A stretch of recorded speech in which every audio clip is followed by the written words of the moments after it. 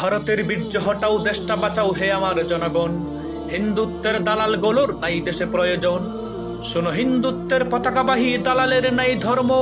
ওরা ভারত মাতার প্রিয় সন্তান, মোদির বীর্যে জন্ম। ওরা দেশের খেয়ে দেশের পরে ভারতের হয় দালাল। ওদের শেকড় সহ উপড়ে ফেলো ওহে দেশের দামাল। টেকনাফ থেকে তেতুলি আজ আওয়াজ উঠুক এটা, দেশ ছেড়ে যা গাদ্দার তুই হারামজাদা বেটা। ভারত খেদাও, আবার বলে দিচ্ছি, ভারত খেদাও। এই আন্দোলন ব্রিটিশ খেদাওয়ার মতো ভারত খেদা দাও আন্দোলনের ডাক দিতে হবে।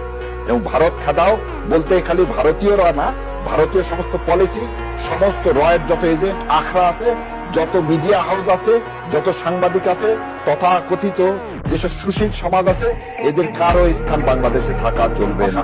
যেই শালারা কয় আমাদের ভারত বন্ধু দেশ, সেই শালারাই হারামজাদা মীর জাফরের বেশ।